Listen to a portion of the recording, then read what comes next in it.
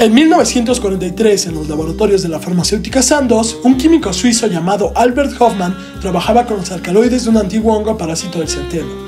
Nada extraordinario, hasta que, por accidente, su cuerpo absorbió una mínima cantidad de la sustancia que estaba sintetizando. Horas después, mientras regresaba a su casa en bicicleta, la percepción de la realidad conocida comenzó a desmoronarse. Así, se descubrieron los efectos psicodélicos del LSD, una sustancia que irremediablemente cambiaría el curso de la historia contemporánea. Pero esta no es solo una historia sobre ciencia, es una sobre cómo una misma sustancia puede ser, según el momento histórico, una plaga, un castigo divino, un medicamento o una amenaza social. El episodio de Hofmann se convirtió en uno de los símbolos más reconocibles de la psicodelia moderna. Sin embargo, a mi parecer, guarda un dilema mucho más profundo, el de la significación social de las sustancias psicoactivas. A lo largo de la historia, ciertas plantas y compuestos han sido clasificados como remedios, venenos o drogas, pero esas categorías no provienen de la naturaleza, provienen de la cultura, y más específicamente de los marcos de poder desde los cuales se produce y legitima el saber. Con miras a visibilizar esta operación, hoy exploraremos un caso concreto, el del hongo Claviceps purpurea. Pónganse cómodos, pues como siempre, estamos a punto de desentrañar un pasado que se encuentra hoy, y más que nunca, totalmente al día.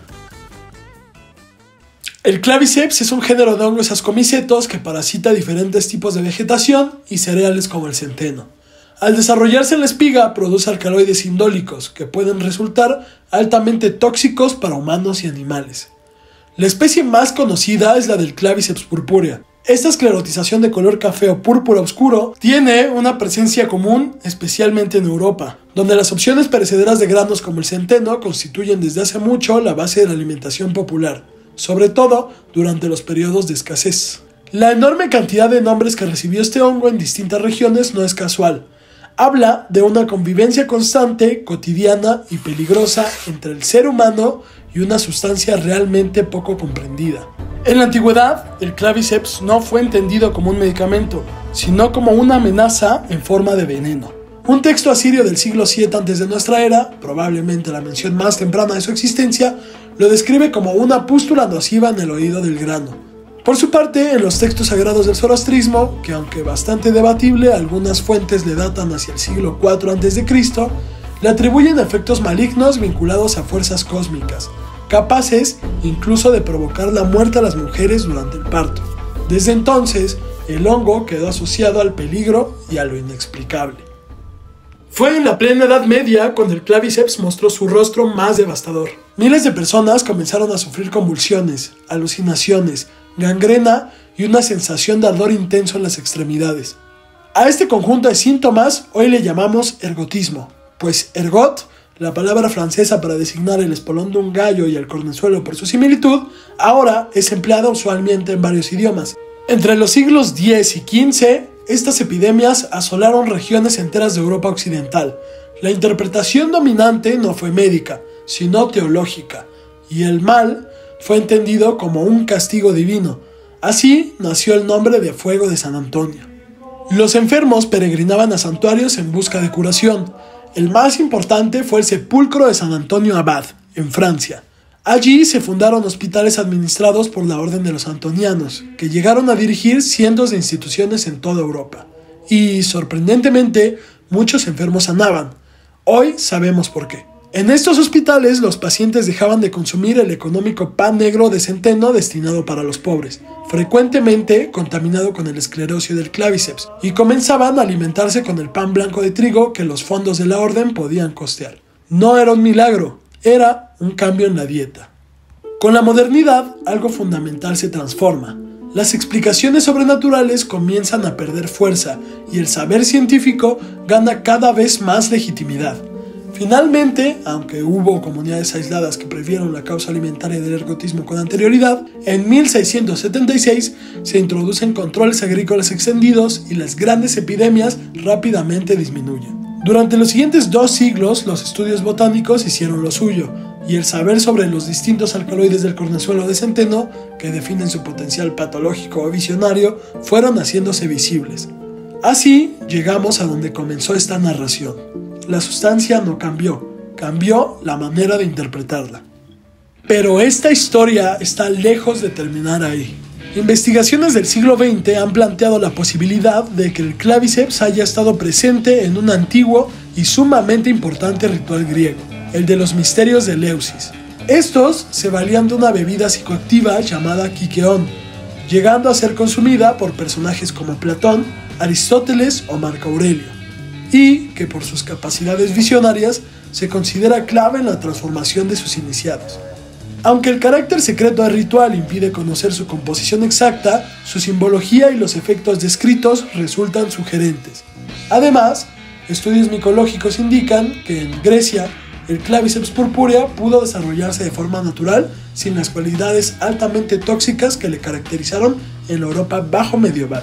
Un descubrimiento revelador, pues nos deja ver con otros ojos algo que creíamos que durante mucho tiempo, quizá por nuestros propios prejuicios, se concibió principalmente como un veneno, y que ahora sabemos coexistió con rituales sagrados como el de los misterios eleusinos. Las propiedades del hongo, que fue plaga y castigo en otro tiempo, pudieron haber sido en otro contexto vehículos de la revelación y una experiencia religiosa identificada propiamente con las virtudes de un oráculo. Y quién sabe, quizás hasta una amenaza para ciertos intereses fácticos.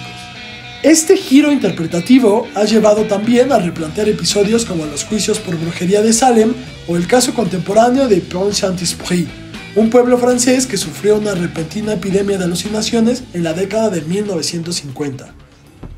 La pregunta es inevitable. ¿Cómo puede una misma sustancia producir realidades tan distintas? La respuesta es que el hongo del Claviceps purpúrea, como todas las drogas, nunca fue un objeto estable del saber. Fue interpretado una y otra vez desde distintas formaciones discursivas, como manifestación demoníaca, como prueba divina, como enfermedad o como compuesto químico. Igual que alguna vez escribió el científico mexicano Javier Lozoya, hablamos de que es la base ideológica de una cultura la que da valor a la experiencia en el uso de tales plantas y no a la inversa. Se trata, en última instancia, de la representación de un concepto que integra conocimientos, mitos, realidades y experiencias que conforman una cosmovisión propia. En ocasiones, estas interpretaciones convertidas en estigmas no sustituyen de forma lineal o necesariamente de manera cronológica. Se superponen, se disputan y conviven. Pero sobre todo y principalmente a beneficio de nosotros, los historiadores, son rastreables. Encima, esta metodología no solo es útil para comprender la evolución conceptual del Claviceps, sino que puede aplicarse a muchas otras sustancias. Por eso, más que hablar de drogas, deberíamos hablar de regímenes de verdad, visibilizando que tal vez el problema nunca fue la sustancia en sí misma. A lo mejor, el problema ha sido nuestra incomprensión ante el funcionamiento de los sistemas que deciden cuándo algo es medicina, pecado o delito. Y eso es lo que nos conecta con nuestro presente, pues quizá cuando el poder comprendió que estas sustancias no solo alteran el cuerpo, sino también la percepción de la realidad, dejó de verlas únicamente como una amenaza y comenzó a considerarlas una herramienta. Entiendo que la dureza y la brutalidad de la sociedad industrial en su fase más desarrollada introducen una reacción, el anhelo de un mundo más fraterno y más cordial, un mundo en el que el contacto con las grandes fuerzas cósmicas nos libere de la presión de lo cotidiano, pero ese anhelo mal enfocado puede conducirnos a lo que, en última instancia, no es sino más que un paraíso artificial. Los estados de conciencia alterados pueden ser benéficos, sí, pero exigen conocimiento crítico, pues también, en beneficio de ciertos intereses, sus fenómenos son convenientemente manipulables. Este es el dilema en el que vivimos hoy.